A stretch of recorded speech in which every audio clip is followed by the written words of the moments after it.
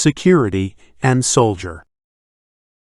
Systemic actualization is a journey toward a divine expression of humanity for the majority. It is at the same time a firm rejection of the existing orders that have propelled us into the age of crisis. Here lies a conflict that must be addressed within the present global order, one that has perpetually eluded the human observer, attempting to free themselves from unjust and immoral organization.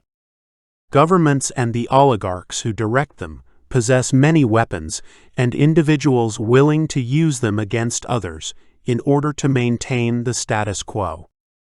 Nowhere in the world is this more apparent than the United States, whose military conquest destroys nations and cultures for the benefit of corporate profits.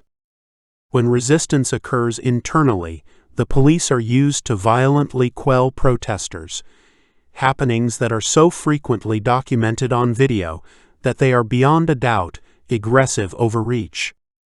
This is not to say that there are not genuine use cases for internal security and military, but in our immediate present, they are twisted images of their stated intentions.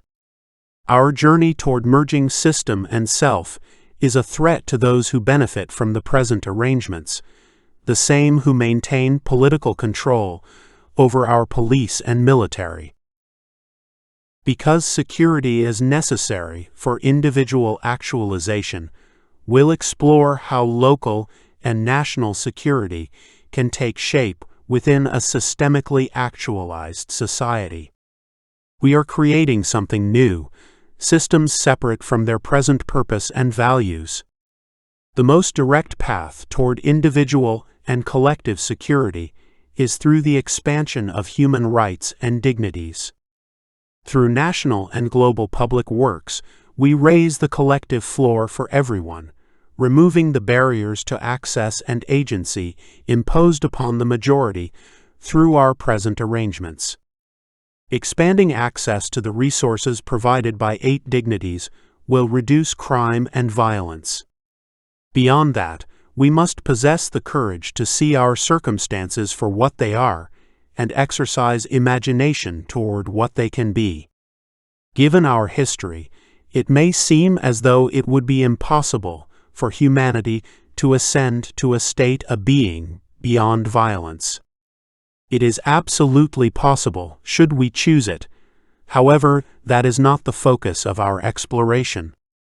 Reshaping our understandings of security and military to align ourselves with the single truth is. We must also consider the individual. We recognize that everyone occupying these positions is an individual observer inhabiting a unique time experience, just like everyone else, shaped in large part by the context of their circumstance. If someone is playing the role of police or soldier within the immediate present or the past, there was never any alternative. Our exploration and critiques of the present arrangements are in no way a reprimand of any single individual participating within them in this moment. It is in many ways a deep concern for them. These components of our societies erode the soul of humanity and are major contributors to the acceleration of crisis.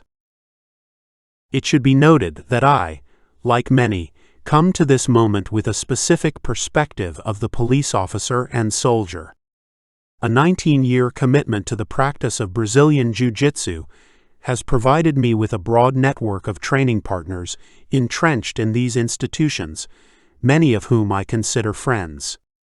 Like most of humanity, the majority of them are individuals whose intentions are to do good for their families and communities.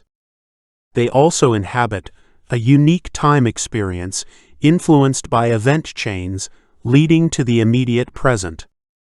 They share in our collective limitation of only ever being here now, and are shaped by the very systems that give rise to our rejection. With that said, there is no denying that the two occupations are destructive and traumatizing to humanity, both for participants within them and those impacted by their wrath.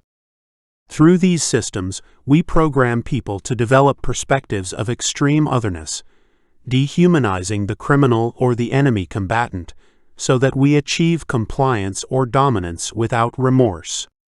These practices conflict directly with the core values we embrace in alignment with the single truth, and are therefore incompatible with self-actualization in the age of crisis.